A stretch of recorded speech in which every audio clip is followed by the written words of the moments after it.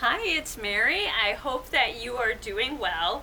I'm slightly nervous but very excited that you are here with me today because it is my first book review video. And if you watched the What I'm Reading in September video, then you know that my first book is The Kingdom of Back by Marie Lu. And this book crosses a couple of genres. So it's historical YA fiction, but it is also fantasy YA fiction. And I chose it mostly as my fantasy YA fiction book. So most people know who Mozart is. Wolfgang Amadeus Mozart was a brilliant composer and musician. He was also a child prodigy. And what I mean by that is that he started playing music when he was very young, and he even started composing when he was 4 or 5 years old. What most people don't know is that Mozart had an older sister, Maria Anna. And Maria Anna was also taught to play music by their father. She accompanied Wolfgang on his trips across Europe, and they both played for European royalty. Wolfgang and his sister were very close siblings. They invented a secret language and an imaginary land. They were king and queen of their imaginary land, and they called it the Kingdom of Back. Let's go on to the book. So the Kingdom of Back is about Maria Anna Mozart, whom her family called Nannerl, and it's told from her point of view. Nannerl loved music and composing. She was born in 1751 and was 4.5 years older than her brother Wolfgang.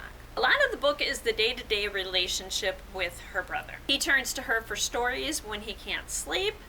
She takes care of him, as I'm sure many of us have taken care of our younger siblings or our neighbors' children. Because of the time that she lived in, she knew that the amount of time that she would be allowed to write and play music was limited. In fact, she wasn't even allowed to write music. She would compose in private and hide her compositions from everyone except her brother Wolfgang. She knew that once she was a marriageable age, she would no longer be able to play music. But her dream, her fondest wish, is to be remembered for her music. She has a dream about a land with twin moons that reflect in the ocean, and a wild boy who walks along the shore. And when telling Wolfgang a story, she tells him of this land, and they call it the Kingdom of Back. So one day she meets this wild boy, Hyacinth, who tells her that he is her guardian, and he will help her realize her wish if she helps him. Her successes rise and fall and rise again. She and Wolfgang carry out some of the tasks that Hyacinth asks of them. Eventually, Nannerl begins to question whether Hyacinth is who he says he is, and if she should have made the agreement. In reading The Kingdom of Back, we tour Europe with the Mozart siblings. We meet some of the people that they encounter along the way. We learn of the challenges that they and their family meet, and then we return to Salzburg, Austria with them. And we learn of how Nannerl navigates the terrain from childhood to adolescence to adulthood. So I promised a spoiler-free review, so I'm not going to go into any particulars. But here are some things that stand out to me about the book. As you can imagine, music has a large role in the book, and the writing style is appropriately lyrical, matching the subject matter. I'll give you a quick sample of the writing style from pretty early on in the book. The story, you already know, is set in a real land, full of real kings and castles and courts. There are long carriage rides, and summer concerts, and a little boy in a royal coat. The story you have not heard is set in a dream of fog and stars, fairy princelings and queens of the night. It is about the Kingdom of Back and the girl who found it. I am the sister, the other Mozart, and her story is mine. Another thing that stands out about this book is that the relationship between Nannerl and Wolfgang is presented in a very real and relatable way. It's not all sunshine and roses, but it's not all jealousy, anger, and rivalry either.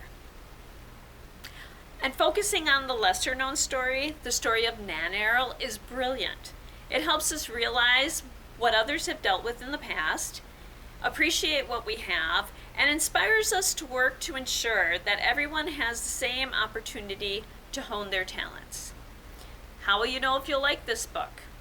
Well, if you have read any of the other Marie Lu books, so Legend series, Warcross, there is a good chance that you will like it.